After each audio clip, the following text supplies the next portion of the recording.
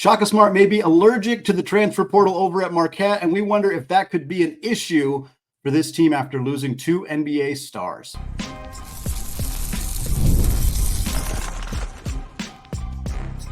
You are Locked On College Basketball, part of the Locked On Podcast Network.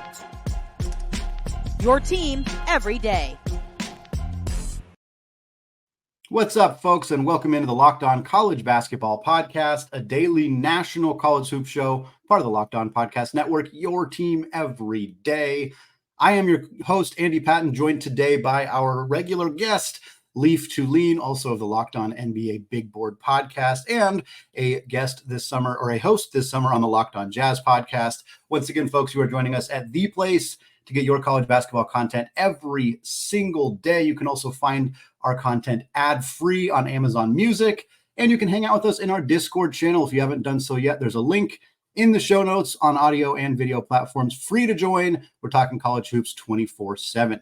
Today's episode of Locked On College Basketball is brought to you by FanDuel. Now through September 22nd, all FanDuel customers can bet $5 and get a 3-week free trial of NFL Sunday Ticket from YouTube and YouTube TV. Visit FanDuel.com to get started.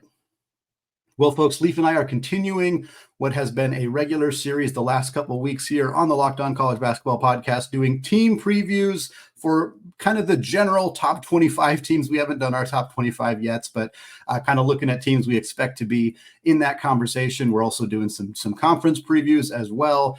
So definitely in the thick of preview season here, as we're about 6 weeks out of the start of the college basketball season. If you guys are on YouTube, check out the playlist with all of the team previews. We've done Kentucky, Kansas, Gonzaga, Alabama, Iowa State, Creighton, Baylor, Duke, North Carolina, and then on Wednesday's episode, we talked Houston. So this Marquette show here today will be our second in the Big East Conference. We're going to talk about some storylines from the last season. We're going to talk about the returners, the departures, the additions for this Marquette roster, talk about their non-conference schedule, and project how we think they're going to do this upcoming season. Leaf, one of the big storylines we've seen now with 3 years of Shaka Smart's tenure with the Marquette Golden Eagles. It is clear that he has brought this team to significant relevance in the regular season. Back-to-back number 2 seeds in the NCAA Tournament. Last year's team went 27-10. Tyler Kolek was one of the best players in the entire country. They earned a 2 seed, like we said, for the second straight year. But last year they fell in the Sweet 16, and they fell to an 11 seed. Granted, it was a team on a miracle run in NC State, but the previous year, they also lost early as a 2 seed. They lost to a number 7 seed in the second round.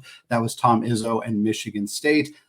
I don't think you start panicking about 2 early exits in the NCAA tournament necessarily, but you're starting to kind of wonder, like, hey, it's got to be soon here that we see this team break through and have some success in March, because the regular season accolades are great, but when one of your conference mates keeps winning the national championship and you can't get into the Elite Eight and you only make it to the Sweet 16 once as a 2 seed, I think you start to feel a little restless with the fan base. Is that kind of where you're at with this team right now? Well, it's difficult to have that assumption because you just lost a first-team All-American from 2 years ago, a second-team All-American, a Big East All-Conference player in Ighodaro, along with Kolek, who 2 years ago was the Big East Player of the Year, and then was first-team All-Big East last year.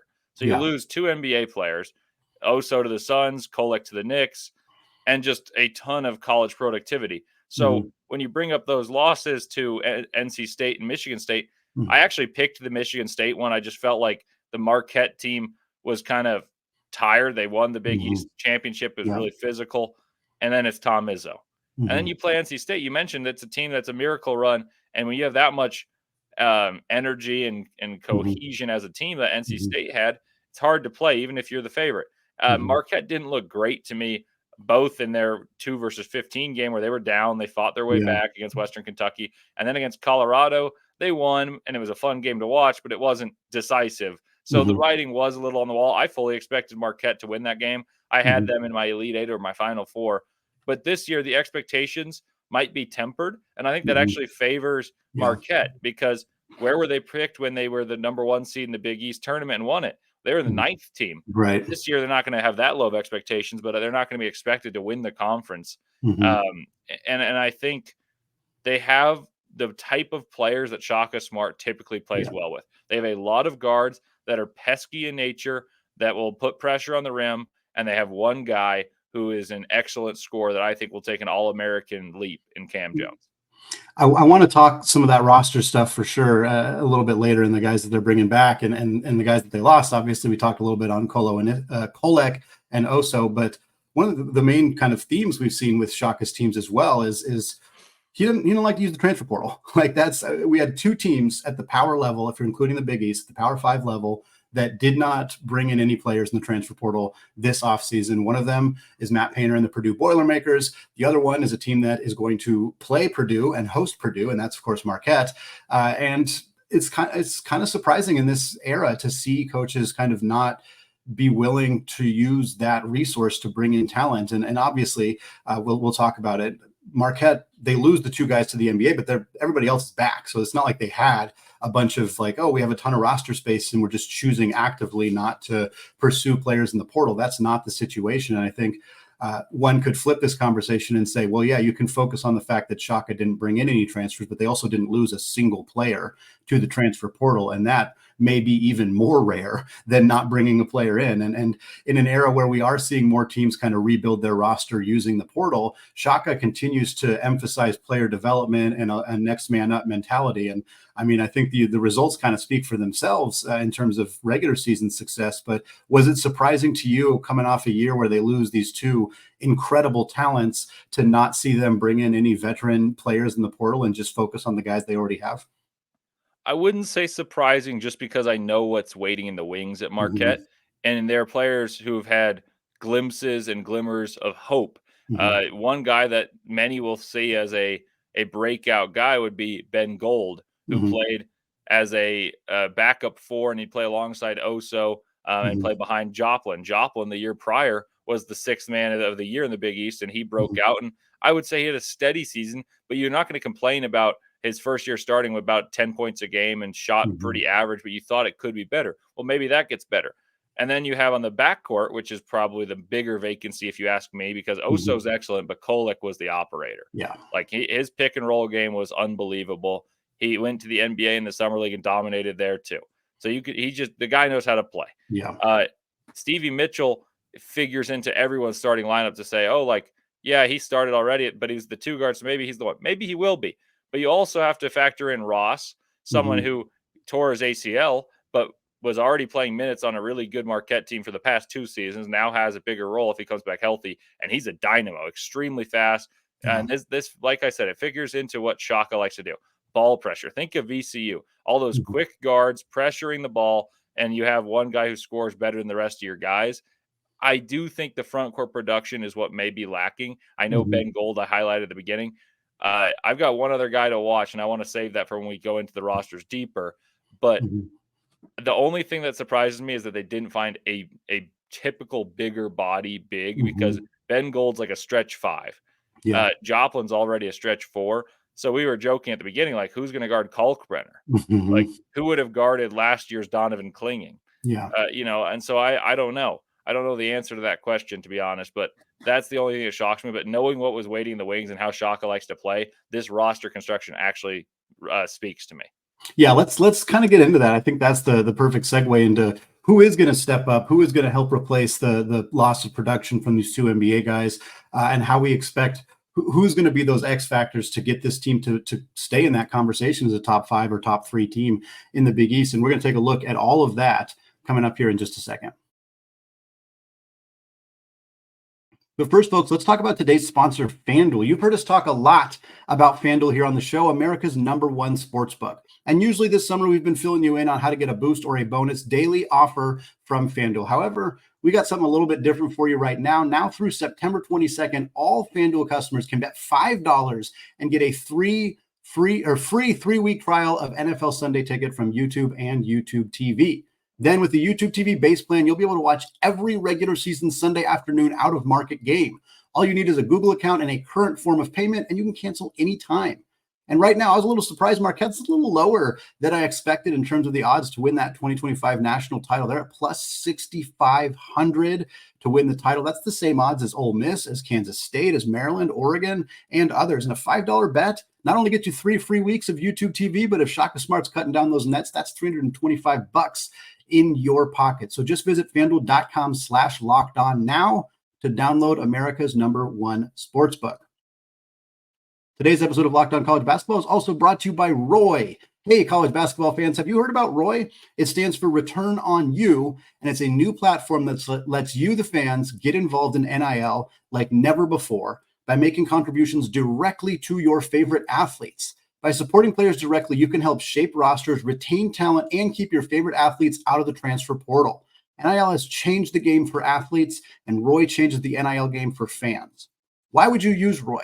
Well, you get exclusive content access. When fans contribute to a successful campaign, they receive access to exclusive content from the athlete, such as their announcement decision, behind-the-scenes footage, and other personal reflections. So download Roy for iOS or Android and enter referral code LOCKEDON, and you'll automatically be entered into a sweepstakes to win $5,000 cash. Visit joinroy.com for additional details. No purchase necessary, void where prohibited. Get the Roy app for iOS or Android and start making an impact on your favorite team. And reminder, use referral code Locked On for an opportunity to win $5,000 cash. All right, Leaf, continuing our conversation here, looking at the Marquette Golden Eagles coming off back-to-back seasons where they earned a number 2 seed in the NCAA Tournament. This last year's team was fantastic with 2 NBA players, Tyler Kolek and Oso Ighodaro, both out the door. But here's the deal. Again, we kind of talked about how this team didn't utilize the transfer portal. They also only lost those 2 players. There weren't other seniors on the roster, no other graduations, nobody else who entered the transfer portal. So this is the same team as last year, minus Tyler Kolek and Oso Ighodaro. That means they return Kam Jones, they return David Joplin, they return Stevie Mitchell, Chase Ross, Ben Gold, Sean Jones, Trey Norman, Zayd Lowry, and many others. There's a ton of other guys coming back for this roster. It also means that the list of additions, new players joining the roster, is all freshmen. And we've seen Shaka Smart tend to not play freshmen too much. A lot of teams don't play unless they're getting high-profile one-and-done caliber freshmen. We're just not seeing a lot of them play, especially in the modern era where a lot of teams are a little bit older. I do like the 3 freshmen coming in for this team. You got a 4-star small forward in Demarius Owens, who's the 75th ranked player in the 2024 class, according to 247 Sports. They also got Royce Parham coming in, a 4-star power forward, 93rd in the class, and then a 3-star center, Joshua Clark, who is unranked at 247 Sports. So some freshmen coming in, kind of backfilling the roster a little bit, but really Shaka's relying on returners from last year's team to kind of keep this program at the level that they've been over the last couple of years. You alluded to it earlier. I'm going to let you speak on him now because I know he's somebody you're very excited about this year. It feels like the season is in a huge way going to be shaped by whether Kam Jones can take the leap that a lot of people, presumably including Shaka himself, are expecting him to do. I know you're a big believer in Kam Jones. Talk to me about what you think he is capable of doing this year for the Golden Eagles. I think you're looking at the Big East Player of the Year. It's between he and Ryan Kalkbrenner, in my opinion. Mm-hmm. I know there's going to be a lot of notoriety for Caravan, and there should be Yeah. because he's won back-to-back championships, but he's not the individual scorer Right. that Kam Jones is, or the individual rim protector and scorer that Kalkbrenner is. Kam Jones, I think, scores over 20 points a game. Mm-hmm. He already, with Tyler Kolek, was the next guy up in terms of assists, and he was not a bad rebounder. You play him in a bigger role in all those different things, and you have the ball in his hands more frequently. He's silky smooth lefty, shoots the ball well. He actually glides the rim well. He's not necessarily like this electric vertical athlete, but he's very good at getting to the rim and using the rim as a protector. He finishes well. He was certainly a beneficiary of Kolek's creation ability, and they played off of each other very well. But I'm expecting this is your Big East Player of the Year and a first-team All-American. And that's why Marquette will be a top 3 team in the Big East, in my opinion. And if he's not up to those expectations, then it's going to be a tough sledding if you have those expectations for Marquette as a team. I think he's the number 1 scorer, and everyone then would figure, okay, number 2 scorer is probably going to be Joplin because, you need someone in the front court, and he scored around 11 a game last year. Maybe it's Ben Gold because he'll be the pick and roll or the pick and pop partner. The guy I'm looking at is Chase Ross. Yeah. I like him.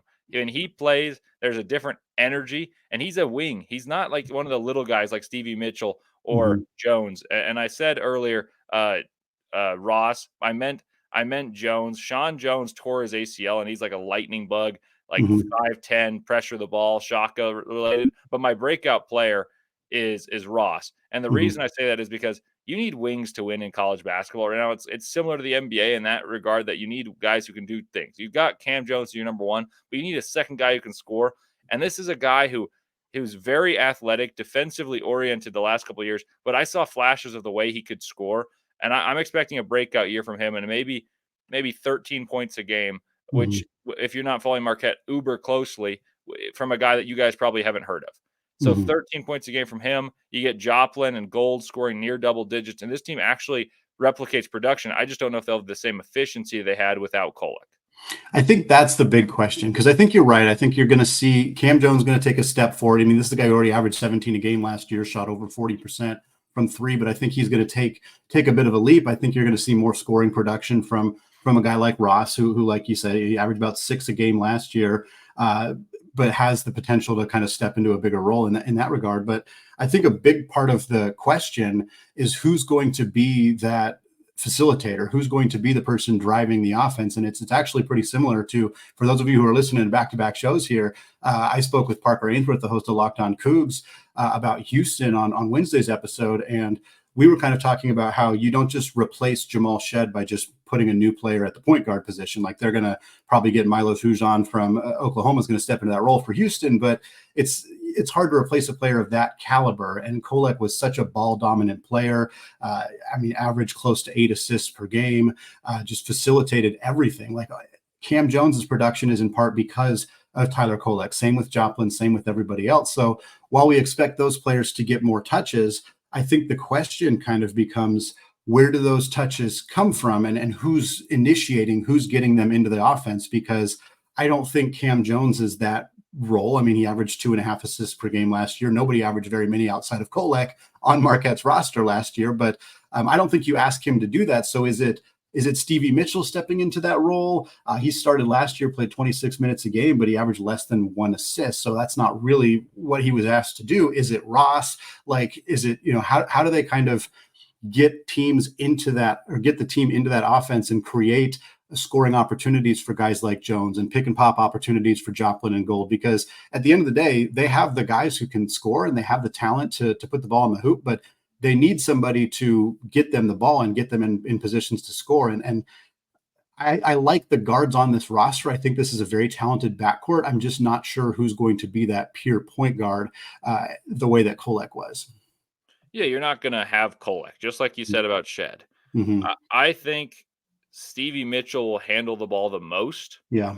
But I think Kam Jones will lead the team in assists because he will draw the most attention and the most gravity.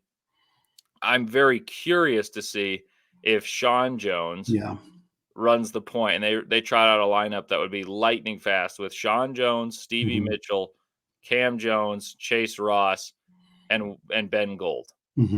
And I'm not saying that would be their starting lineup. I'm just curious if that's a lineup they employ at one point and really buy into playing ball pressure defense, swarm, and play lightning fast. And even if they play the lineup that we probably project, and I think most would project, of Stevie Mitchell, Kam Jones, Chase Ross, Ben Gold, and David Joplin, that's probably going to be the lineup. I think this team makes up for their lack of efficiency in comparison to playing with Kolek and Ighodaro by playing faster.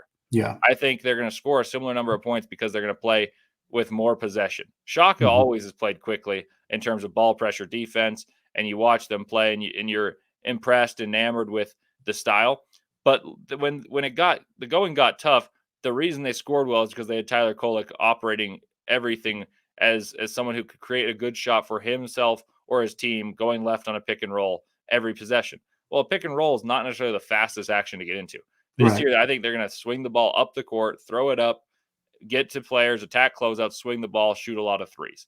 So I think their play style is going to change, and they're going to buy really heavily into ball pressure defense, even more so than years past, because Oso, even though he was undersized as a true center, he had the vertical capacity in terms of a leaper to protect the rim. This year, they don't really have that, even though Ben Gold's taller. I think they're going to try to play ball pressure and really string you out and make the other team have to play slower and execute in order to beat them. And they're going to trust their ball pressure guards to get enough steals to create opportunities and offense the other way. Yeah, one thing that stands out to me is the two leaders on last year's team in terms of 2-point field goal attempts by a pretty significant margin were Oso Ighodaro and Tyler Kolek. Of course, Oso because he played around the rim. He was not an outside shooter. That he was not a floor spacer the way that Marquette's current bigs are, and Kolek because he was just relentless at putting pressure on the rim and getting to the basket off those pick and rolls. And so now you have an offense that's, like you said, Ben Gold and David Joplin are floor spacing bigs. Your other guards are all outside shooters. Like, this is a team that I think is going to, their roster is currently constructed to constantly have 5 out, space in the floor, shooting a bunch of threes, and not necessarily spending as much time around the rim. They're not going to have a back to the basket center. I mean, they don't have a player on this roster with experience who's done that before. So I think you are going to see a slight adjustment there. And I think it can work. I do, on one hand, it's like, okay, who's going to guard Ryan Kalkbrenner? But if they're not attacking the rim, that also dilutes a little bit of Kalkbrenner's value in the sense that, he's going to have to be pulled away from the rim to defend either Gold or Joplin. And that can create some advantages for Marquette as well. So I'm curious how that's going to kind of shake out for this team, because you're right. I mean, you mentioned the projected starting lineup. That's the starting lineup that I have down here. And I think Jones, if Sean Jones is not in the starting lineup, he's your clear sixth. And I think those 6 guys rotate in and out a lot. I think Zayd Lowry and Trey Norman probably rotate in a little bit more. They both played about 9 minutes a game last year, both played 30 plus games. So I think you kind of just expect, okay, they're just going to step into slightly bigger roles with Kolek and Oso gone. And that's pretty much the 8 right there. And if they don't have any injuries, that's who's going to play. And I think that's a really talented roster, but it's constructed slightly differently from last year's team, obviously in part because of no Kolek, but also because they don't have Oso. They don't have that low post scorer. They don't have that rim protector. So I think they're going to have to make adjustments around that. And I'm very curious to see how they're going to do that, because they don't have the personnel to protect the rim and they don't have the personnel to score around the rim, but that doesn't mean that they don't have a lot of other ways they can beat you. Yeah. The other thing to look at is how well they shoot the ball. Mm-hmm. And sometimes you can say it 2 ways. It's like sometimes offense can be your best defense and sometimes defense can be your best offense. I think both can be true of Marquette because, like you said, they're not going to have a true rim protector and they don't have players that are great around the rim. Well, if you shoot more threes, there's going to be more volatility. But we saw Alabama live with that recipe last year, and they were really inconsistent. They struggled defensively. They were outside the top 100 defensively. But because they shot so well, they were in 1 million games throughout the regular season, and they lost all of them. They lost to Arizona despite leading. They lost to Purdue. They lost to Creighton despite holding leads in all of those games. And then they made the Final Four because they stayed with their recipe. Shaka Smart's the type of guy who cooks up a recipe, and he's going to stay true to his cause. I think Marquette shoots more threes. I think they play faster. So offensively, they may score more points per game, but it may be less efficient than with Kolek running. And then defensively, I think if you get more steals but not have the rim protector, your efficiency will be similar enough. And I'm just curious to see which players shoot well, because they're going to need to shoot well. Because you look at Kam Jones, he's going to have a harder time getting those threes off for himself. You look at Stevie Mitchell, not a great shooter. You look at Ross, an okay shooter. You look at a guy like Zayd Lowry, who's going to play into a role because he's got a big athletic body.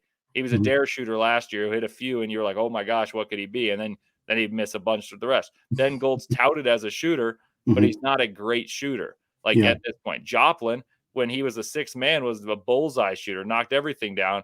Last year was solid. So let's see what I think the front court and their 3-point shooting is going to be the key for Marquette offensively. Well, we're looking at a Big East that has a UConn team that replaced 4 starters. We're looking at a Creighton team that looks like they're going to be very solid. We're certainly excited to see some changes at St. John's and at Villanova and at Xavier as well. So the question kind of becomes, a Marquette team with this kind of continuity, but having lost 2 key players, is this their chance? Do they have the opportunity to move up in the Big East standings, or at least maintain where they've been the last couple of years? We're going to talk about that, as well as how we think this team might fare getting into the NCAA tournament. All that coming up in just a second.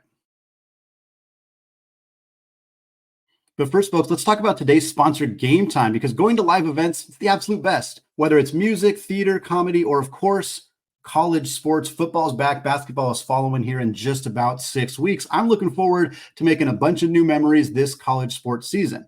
And great news, when you're getting tickets for this year, Game Time has a new feature called Game Time Picks that makes getting tickets for your favorite live events even easier. Game Time Picks filters out the fluff to show you only incredible deals on great seats, so you don't have to waste time searching through thousands of different tickets. Whether it's Game Time's ticketing coverage, the lowest price guarantee, or the panoramic views from your seat in the app, Game Time has got you covered.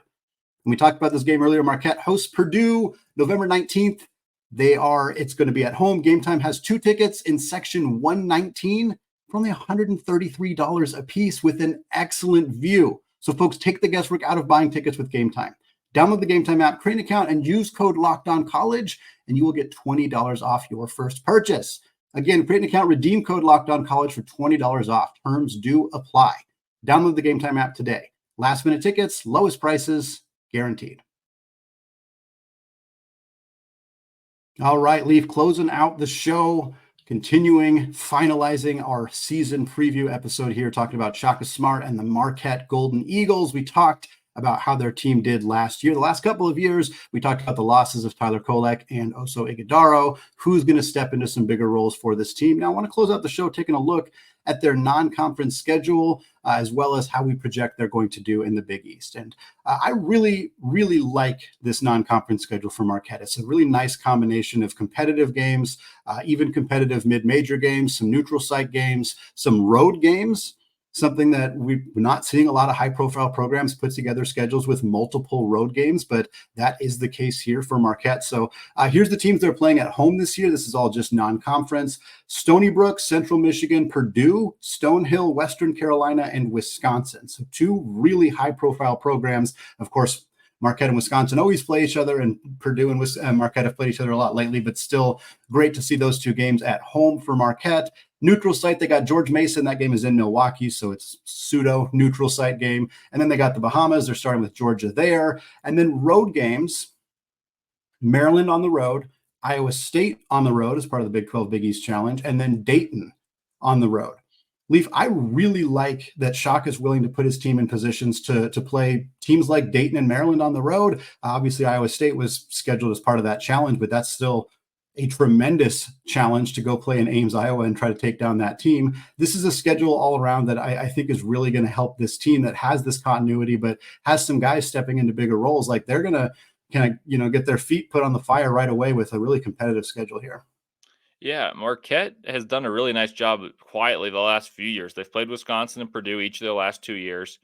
And then you look at a team in Maryland. Maryland last year, many prognosticators had them in the top 25 entering the season. They didn't have a great season, but they bring back a lot of talent as well as a 5-star freshman big. And there's just more comfortability with Willard at the helm there. Yeah. You obviously know about Hilton Magic and how good the Cyclones figure to be, and how I'm excited. I think that's the second best team in the Big 12, despite all the rumblings about all these other new teams. It's Kansas and Iowa State to me are the best 2. So that's great. And then Dayton is the perfect team to play because Dayton loses Deron Holmes, but they have like a true basketball culture and a real fan base. There's a reason you go to Dayton, Ohio for the first 4. It's because the Flyer faithful are the real deal. I saw the Flyer faithful in Utah cheering on their team. They brought a huge cohort of fans all the way to Salt Lake City. I say all that to say this. You have enough teams that give you true challenges that simulate Big East play without the scouting reports and in-depth knowledge of one another that the Big East will present, and you'll know how your team fares against teams that match up athletically with you. Like Marquette will have to know how to play against bigs when they play against the 5-star bigs at Maryland. They're going to know how to play against defensive pressure and intensity after playing Iowa State. They're going to know how to play against the speed with which some of these teams play versus the slow tempo. And not enough teams play diverse schedules. They can play a high major team and a low major team, but this has a lot of teams that play differently and their coaching brands play differently. I mean, Purdue's going to post you up the whole time as opposed to the intense defensive ball pressure of Iowa State. Couldn't be too many more different teams right there. And I'm excited to see how Shaka's I want to say his typical defensive approach measures up against those type of teams. Like, does he ball pressure well enough to keep the ball out of the post against Purdue versus how well does his guards handle the ball pressure of Iowa State? And does his tactics change because you don't want to exhaust a team? So I really love these type of schedules that are well balanced.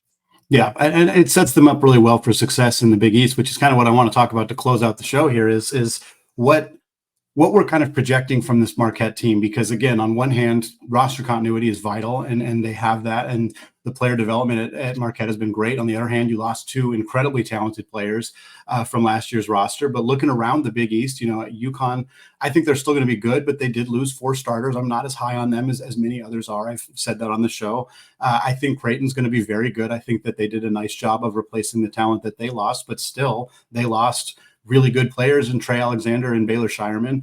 St. John's is up. I really like this roster. I love bringing in Ighodaro Richmond and Devin Smith, and I think they're going to be very good. I think Xavier is going to be better with some injury, some guys back from injuries. Providence, Villanova are all in the mix kind of as well. But for me, Marquette's still kind of in that 2, 3, 4 range. If you told me they won the Big East this year, I wouldn't be stunned, although I would be surprised. If you told me they finished 5th, I'd be like, well, that's clearly the guys we expected to step up didn't quite step up. But I kind of see this team being somewhere in that same kind of 2, 3, 4 range in the Big East, and doing enough to get themselves back in that conversation as a top 4 seed in March. Is that kind of, based on what we know about their schedule and the team right now, kind of where you're at with this team? How do you think they're going to do it in the Big East this year? Yeah, I'd put it the same way. I don't think they'll win it, but I wouldn't be appalled. I'm also lower on UConn. UConn's going to need a tremendous leap in terms of just the physicality of the game for Aiden Mahaney to be a scorer. And then you look at Creighton. Creighton needs their guards to just replicate some of what Trey Alexander did, much less what Baylor Shireman did as well. They scored 49%, scored or assisted on 49% of Creighton's points came from Baylor Shireman and Trey Alexander. Yes, Kalkbrenner's excellent. I've been on the Kalkbrenner train for 5 years now. Yeah. I've been very, very high on Ryan Kalkbrenner. And I mean, I like Ashworth as a player, but not a point guard. Pop Isaac's questionable how he's a point guard. And the reason I bring that up is if I'm not that high of the two teams that are figured to win it, and I feel like I'm kind of in the middle on Marquette, then yeah, they're probably a top 3 team. Right. But then you look at St. John's is going to have some fans. Patino started getting hot later in the season, and they bring in Davon Smith and Ighodaro Richmond. That's a fun backcourt. They lose Soriano, though, in the front court. Right. And you look at Providence. Kim English gets back a decent team. You look at Seton Hall and Shaheen Holloway, and all that toughness and tenacity that you saw at St. Peter's was there at Seton Hall. And frankly, Seton Hall should have been in the tournament this past year. But yeah, I think they're a top 3 or 4 team, probably top 3 in the Big East. I think they're a 5 seed in the tournament. Yeah, that feels about right to me. A 5 seed in that tournament, and puts a little bit less pressure on them to feel like they have to get to, the Elite 8. If they're a 5 seed, they make the Sweet 16, you lose there. You kind of, you feel a little bit better about that. I think that feels like a reasonable kind of expectation for this team. I think it might be disappointing to some, but 4 seed, 5 seed, you win the first 2 games, you play in the Sweet 16. If you make it to the Elite 8, great. Then it's a win of a season at that point. Like you kind of feel better about that result. Whereas if you end up getting a 2 seed again, you're kind of expected to get to the Elite 8. So that's kind of where I'm at with Marquette. I think some fans may not be thrilled about a 5 seed and a Sweet 16 exit. That may not feel great, but this team continues to develop talent at an extremely high rate. And as long as Shaka Smart's there, I think this team's going to continue to be a legitimate player, not only in the Big East, but nationally as well. And I think this year is going to kind of play that out similarly. That is going to wrap it up for us today, though, folks, on this special edition of Locked On College Basketball, continuing our team preview series here. We're going to have more of these coming up in the next couple of weeks. Isaac and I will be back with you on Friday doing a conference preview as we're trying to get those out at least once a week on Fridays as we get closer to the start of the regular season. So stick with us here, folks. Have a fantastic weekend, and we'll be back next week after the conference preview. We'll be back next week with some more team previews. Thanks again, as always, for listening, and until next time, peace out.